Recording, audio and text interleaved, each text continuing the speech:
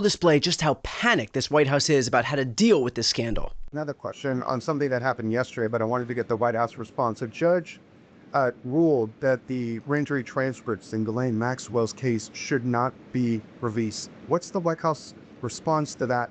And you plan to appeal, and what do you tell President Trump supporters who want that information, please? We think that decision is unfortunate. Of course, we moved to unseal that information because the president has said he wants to see credible evidence released. As for the appeal process, I would defer you to the Department of Justice for that. Let me make one thing abundantly clear. The White House literally has all of the Epstein files at their disposal. If they want them released, they would simply release them. The White House does not need the grand jury testimonies because they have the summaries of all of those testimonies, as well as thousands upon thousands of additional materials on their desks right now. Any suggestion that the White House is, quote, disappointed with a judge refusing to unseal grand jury testimony is them playing pretend and feigning disappointment because they think their supporters are stupid. The truth is that the reason that the judge didn't approve the release of the grand jury testimony is because the judge wasn't authorized to do so. There are strict and specific rules as to when grand jury testimonies can be released based on grand jury secrecy rules. This situation didn't satisfy those requirements, but more importantly, Pam Bondi and Donald Trump knew that they wouldn't satisfy those requirements. The point wasn't to get anything released. The point was expressly not to get anything released. And so they embarked on this fool's errand solely to be able to say what they are saying right now, what Caroline Leavitt just said today, which is this make-believe sob story that she and the White House definitely, totally wanted transparency, but it was those evil communist Marxist Democrat judges who are clearly preventing you from seeing the truth. The whole thing is a sham. In fact, the sham is so obvious that the judge literally pointed it out in his ruling. Judge Paul Engelmeyer said, quote, a member of the public appreciating that the Maxwell grand jury materials do not contribute anything to the public knowledge might conclude that the government's motion for their unsealing was aimed not at transparency, but at diversion, aimed not at full disclosure, but at the illusion of such. I asked Mark Elias for his response to that claim. Here's what he had to say. The judge called it straight up what happened here, which is that Donald Trump and Pam Bondi and who the hell knows who else in that administration, decided they'd try to pull a fast one on the American public. They'd say, we're going to move to have the grand jury transcripts released, knowing full well that those transcripts do not contain much at all, which is, by the way, not unusual in our system. Prosecutors tend to only put before the grand jury the minimum amount of information and evidence necessary to get an indictment. So they may collect, 5,000 boxes of documents, but they'll only put before the grand jury, one or two witnesses that talk about 3 or 4 of the documents. So this was always a setup, and it is great to see a federal judge calling it out as such.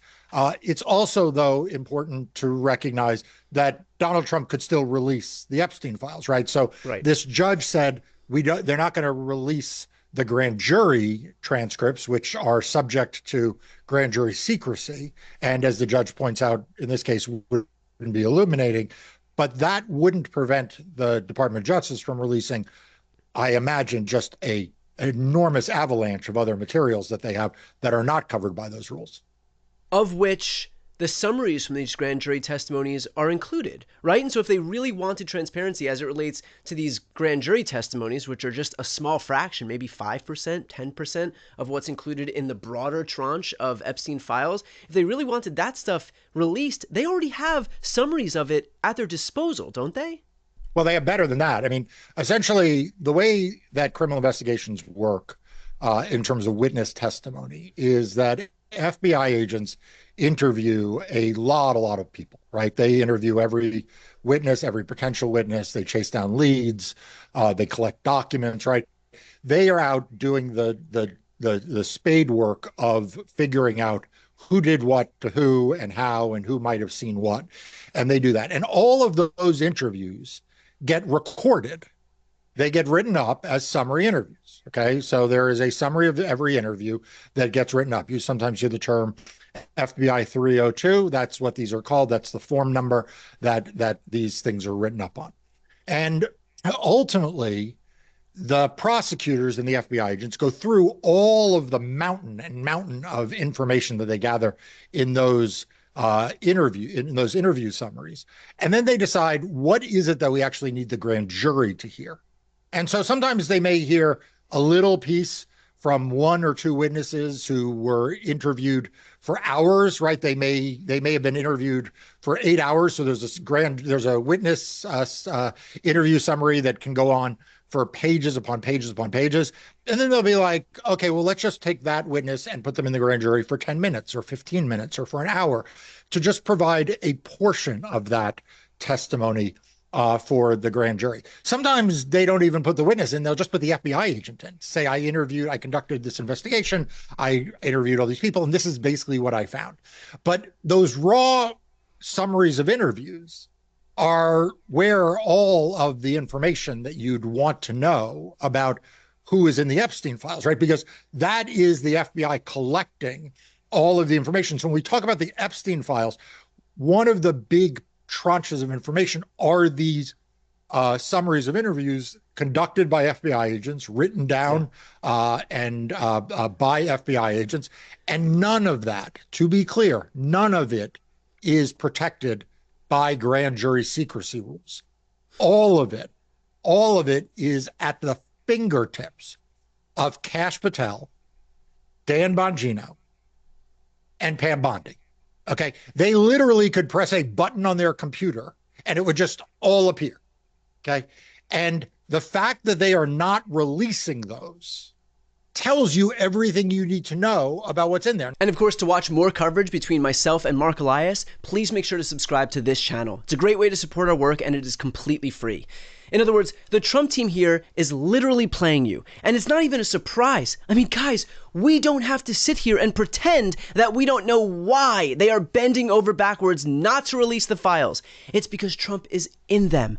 That's it. It's not a surprise. It's not even a secret. His own attorney general told him months ago that he was in there, and as a result, they will do everything in their power to prevent the files' release. This isn't about accountability for the Epstein accomplices. This is about protecting them. Trump came into office promising to expose them, and instead he is entrenching the very system that he swore to dismantle. You all believed him when he said that he would release those files, and instead, you elected a guy who has the biggest vested interest in the world in ensuring that they never see the light of day. So here's what I'm asking of you, and I don't care if you're left, right, or center. I don't care if you voted for Trump. I don't care if you didn't even show up on election day.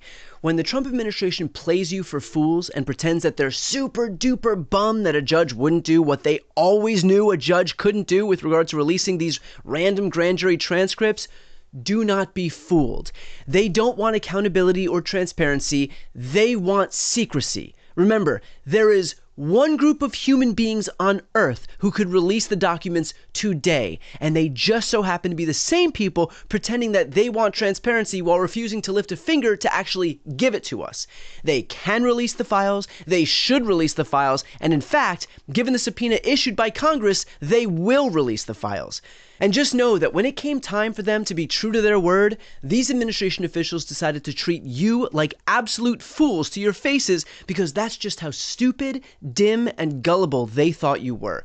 I've said it before and I'll say it again. Republicans might say that they hate Democrats, but there is no one they have more contempt for than their own voters.